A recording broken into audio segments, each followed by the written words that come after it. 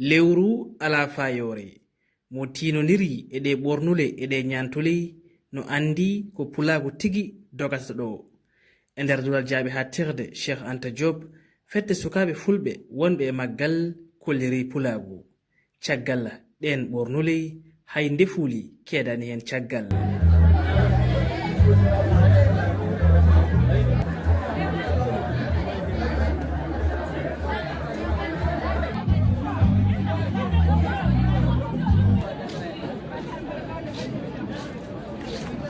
ko yiya e ko waɗa e nde ñalde ko hunde nde goto e mawɓe kudde weltori garnoɗo tawtorede nde ñalde. hande fedde mef holliri ndefuuli kewɗi so tawi ko haalde gonga min beltima no feewi saabu ndefuuli ɗi e welde ko gardiɗo kuddu heeɓi nde yande ko hunde fayodinde sanni saabu ina hani tugnoɗen e fina tawa men ko ɗum saabi gila rawane sukaɓe ɓe kolliri fina tawa e inɗe pelle ɗiɗi gonɗe ɗo e nder duɗal ngal gam andude ko woni e nder Sénégal. Que nous rencontrons au niveau du Sénégal. holko woni fandare maɓɓe e ngol hollirgol Jinda Diallo ina jaabo sabu hay so tawi heɓe nguuri handi kono ɓe jejjitani hanki maɓɓe. weltare ha ala to haaji ande pulago fof weltima ɓiɗo pula fof weltima fina tawa pulago culture pulago ɗo e nder université Cheikh Anta Diop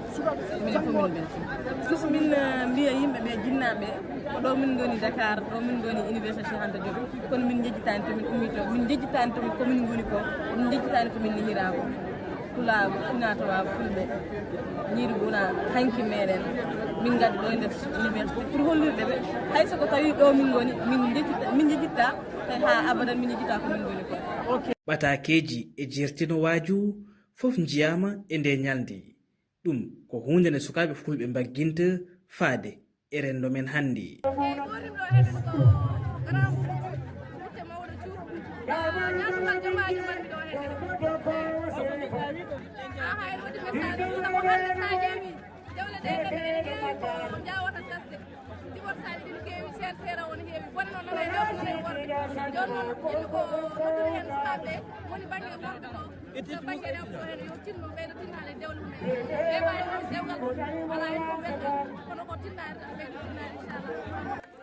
Pulagu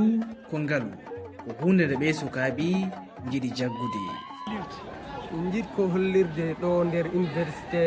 ala leñol ɓurgol welde men culture ala leñol ɓurgol welde culture pular nder ɗo te ala ɓurde en hande welnude culture ma ala ɓurde en hande fonkude hoore ma ala ɓurde en handude mawninde hoore ma saabi enen fof eɗen gandi pular kam eɗen jogui ɗo figure uji emblématique uji gandanɗa mbaɗi foof a histoire du Sénégal wadde ɓiɓɓe fulɓe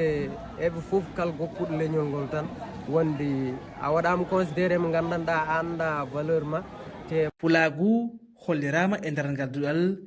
jaaɓi ha tirde ngal Cheikh Anta Diop sukaɓe rewɓe e worɓe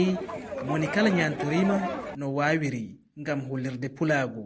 innira nde ñalde pulagu ko Mouhamadou Sow gardiɗo GTS